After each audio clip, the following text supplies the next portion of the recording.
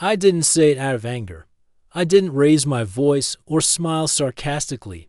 I said it calmly, almost politely. Good luck on your date.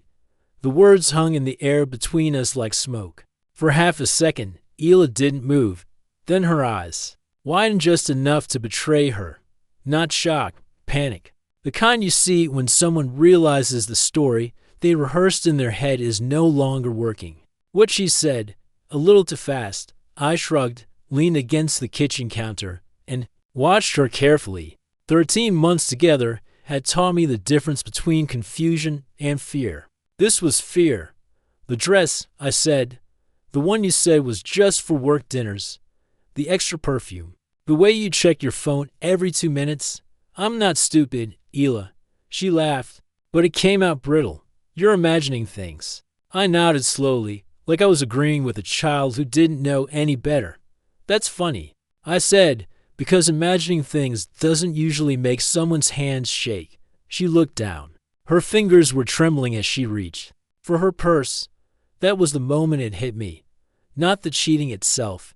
I'd suspected that for weeks. It was the realization that she really thought I'd never put the pieces together. That I was that easy to fool. My name's Rowan. I'm 36. I work long hours. I keep my word. And I don't play games.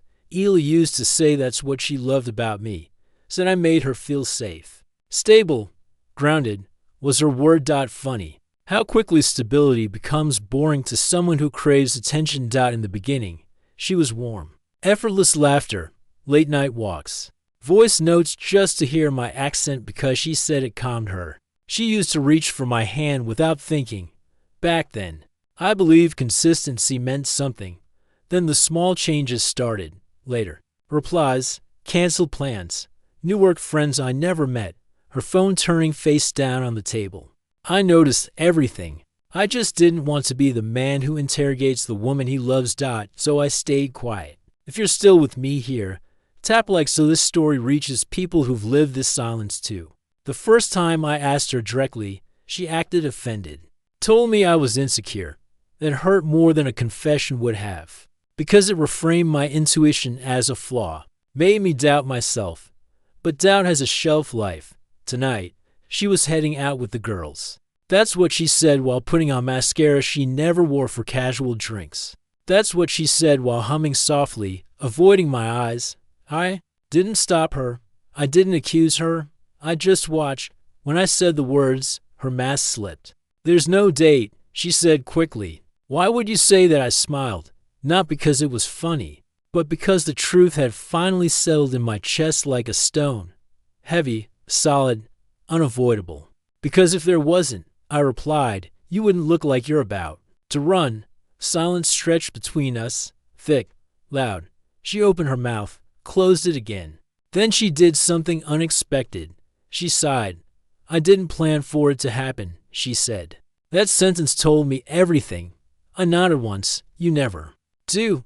She started explaining how it just happened, how she felt ignored, how the other guy listened. I didn't interrupt. I didn't need to. Every word was for her conscience, not for me. Inside, something detached, not anger, not sadness. Clarity. Pause here for a second. Do you believe cheating ever just happens? Tell me in the comments. When she finished, she waited for yelling, for bargaining, for me to fight. Instead, I said, you should go. He's probably waiting. Her eyes snapped up. You're not even going to try. I laughed quietly. Try what convinced someone to want me that landed harder than I expected. She flinched. I stepped aside, giving her a clear path to the door. Good luck on your date, I repeated. I hope he's worth what you're walking away from. She hesitated, long enough to make me wonder if she thought I'd stop her. I didn't.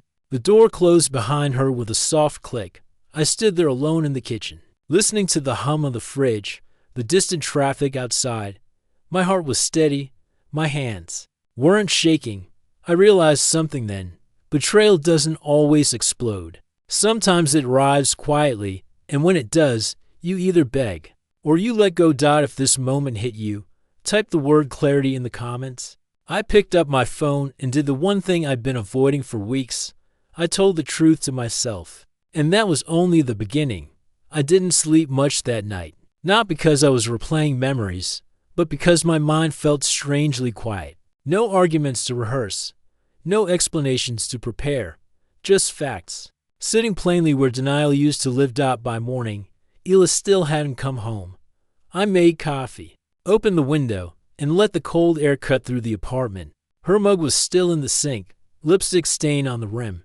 For a moment, I almost washed it. Then I stopped. It wasn't anger that held my hand still. It was acceptance. Around noon, my phone buzzed. Her name. I stared at it for a long second before answering. Yeah, Rowan, she said softly, like softness could undo damage. Can we talk? We already did, I replied. There was a pause.